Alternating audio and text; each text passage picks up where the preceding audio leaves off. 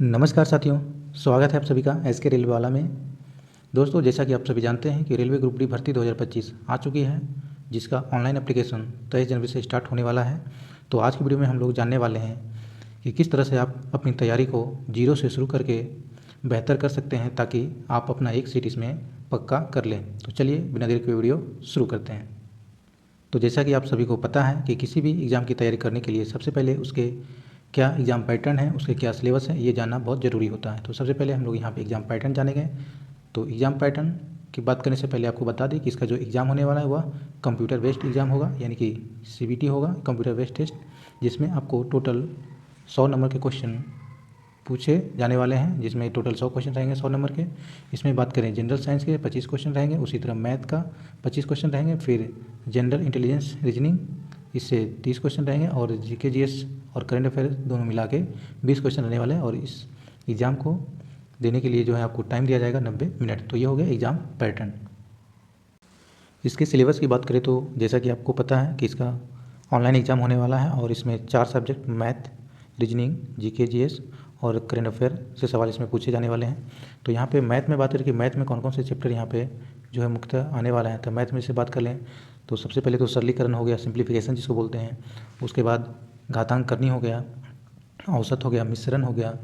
उसके बाद आयु संबंधी जो प्रश्न होंगे एज वाला वो हो गया, फिर लाभ हानि हो गया, प्रतिशत हो गया, साधारण ब्याज, चक्रवृद्धि ब्याज यानी कि SI ये हो गया। उसके बाद और इसमें बात करें तो क्षेत्रमिति किससे सवाल आएंगे, साथ ही साथ कुछ कुछ सवाल कभी कभी त्रिकोणमिति के भी एडवांस मैथ अगर पूछेंगे तो थोड़ा बहुत उसमें पूछ लिए जाएंगे। उसके बाद ज्योमेट्री ज्यामिति से भी कुछ सवाल हो सकता है इसमें रहेंगे। तो ये सभी चैप्टर को आप कवर कर लेंगे तो आपका मैथ आसानी से कवर हो जाएगा। वहीं रीजनिंग की बात करें तो रीजनिंग में जो आपका रहने वाला है कोडिंग डिकोडिंग हो गया, कथन कारण हो गया, उसके बाद सीरीज हो गया, न्यूमेरिकल सीरीज, और एक जो है अल्फ़ाबेटिकल सीरीज, ये सभी इससे भी सवाल पूछे जाएंगे। उसके बाद जो अंक वाला जो बॉक्स का रहता है वो सीरीज पूछा जा सकता है इसमें। उसके बाद यहाँ पासा से पूछे जा सकते सवाल, कैलेंडर का हो सकता है सवाल, कथन कारण का सवाल हो सकता है।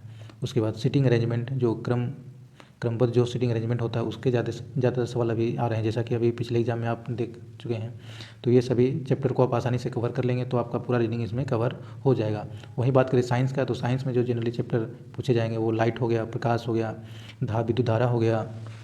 उसके बाद यहाँ पे चुंबक हो गया। उसके बाद बात करें बायोलॉजी में तो जनन, ये सभी चैप्टर जो हैं, जनन हो गया।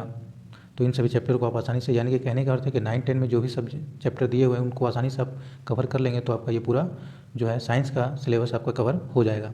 वहीं बात करें GK का तो GK क्या पूछा जाएगा तो GK में आपका जो मेनली ज़्यादातर पूछा जाता है हिस्ट्री हो गया, एंशिएंट हिस्ट्री से कुछ सवाल रहते हैं, कुछ मिडिवल से रहते हैं, लेकिन ज़्यादातर जो सवाल रहते हैं वह मॉडर्न हिस्ट्री यानी कि आधुनिक इतिहास से रहते हैं। कुछ कुछ एक दो सवाल जो है विश्व इतिहास से भी आ जाते हैं, तो उसको आप आसानी से पढ़ सकते हैं। वहीं बात कर लें अर्थव्यवस्था से कुछ सवाल रहेंगे, और राजनीतिक विज्ञान यानी कि जो है पॉलिटिकल साइंस से जो है उससे आपका सवाल रहेंगे, जिसमें कि आपका अनुच्छेद पूछा जा सकता है, राष्ट्रपति के बारे में पूछा जाएगा, उपराष्ट्रपति के बारे में, गवर्नर, ये सभी से जो है सवाल ज़्यादातर आते हैं। उसके बाद बात करें भूगोल में तो भूगोल में जैसा कि आपका जो है आकाशीय पिंड से यानी कि ग्रह के बारे में, ये से छोटा बड़ा वो पूछा जाता है। स्टैटिक GK भी कुछ इसमें पूछा जाता है।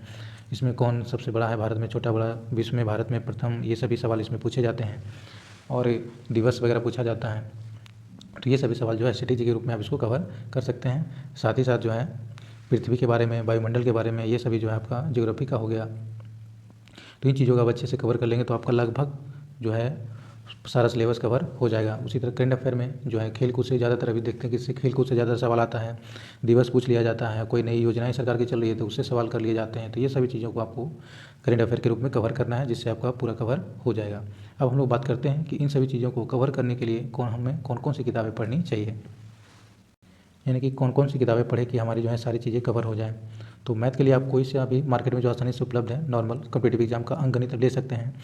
और एडवांस मैथ का आपका कवर करना है तो उसके लिए जो 9-10 का जो मैथ है उसको आप देख लेंगे, या उसको आप पहले पढ़े ही होंगे तो उसमें थोड़ा तो उसको रिवाइज कर लेंगे तो आपको ये पूरा मैथ कवर हो जाएगा। रीजनिंग के लिए भी उसी तरह कोई सा भी बुक आप लेके उसको अच्छे से तैयार कर लेंगे, अच्छे से पढ़ लेंगे तो वो आपका सारा हो जाएगा। उसके बाद GK के लिए बात करें तो GK का आप जो है NCERT की कोई बुक जो है वन लाइनर हो या फिर ऑब्जेक्टिव या फिर स्टैटिक GK के रूप में कोई भी हो, तो NCERT की बुक लेके आप उसको फॉलो करेंगे तो आपका आसानी से कवर हो जाएगा। उसके बाद बात करें करंट अफेयर के यूट्यूब पे बहुत सारे टीचर अभी जो है ये पढ़ाते हैं करंट अफेयर, उसमें से किसी का भी एक आप फॉलो करेंगे तो आपका सारा करंट अफेयर जो है उसमें कवर हो जाएगा। कि 95% तक संभावना है कि उससे बाहर जो है सवाल नहीं जाएंगे। तो ये सारा चीज़ जो है आपका कवर हो जाएगा। मैं खुद एक रेलवे एम्प्लॉई हूँ, तो हमने कौन कौन सी किताबें पढ़ी हैं ये आपको थोड़ा सजेस्ट कर देता हूँ, अगर आप जानना चाहते तो आपको मैं बताना चाहूँगा। तो यहाँ पे आप देख सकते हैं कि किताबों की एक लिस्ट आपको यहाँ पे दिख रही होगी। अंकगणित की मैंने 2 बुक फॉलो किया था, क्योंकि मैं पहले से भी तैयारी कर रहा था। तो यहाँ पे एक RS अग्रवाल का आता अंकगणित, उसको मैंने पढ़ा था। इससे हमारा बेसिक जो है पूरा क्लियर हो गया था, यानी कि बेसिक को समझने में ये काफ़ी मदद किया था हमको। उसके बाद एक शारदा पब्लिकेशन का आता है SD यादव का अंकगणित, इसको भी मैंने पढ़ा था। तो इसको यानी कि मैथ को ट्रिकी बनाने के लिए ये जो हमको काफ़ी मदद किया था। उसी तरह रीजनिंग के लिए तो हमने 2 बुक पढ़ा था। एक जो ये काफ़ी थोड़ी मोटी बुक आती है अजय चौहान की, इसको मैंने सबसे पहले पढ़ा था। उसके बाद एक और शॉर्ट फॉर्म जो है सबको एक साथ कवर करने के लिए जो है एक दीपक कुमार का एक आता है बुक रीजनिंग का, उसको भी मैंने पढ़ा था। और जीके के लिए बात करें क्या पढ़ा था, तो जीके के लिए जैसा कि आप सभी को पता है कि कोई भी स्टूडेंट जो कि जनरल कमीशन की तैयारी करता है तो उसके पास लूसेंट तो होता ही है। तो मैंने भी लूसेंट पढ़ा था।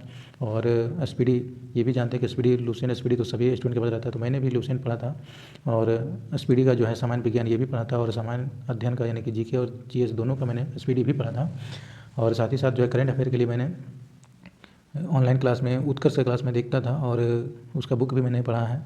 साथ ही जो है कुछ मैं सवाल साइंस के लिए जो है मैंने 9-10 का भी बुक पढ़ा था।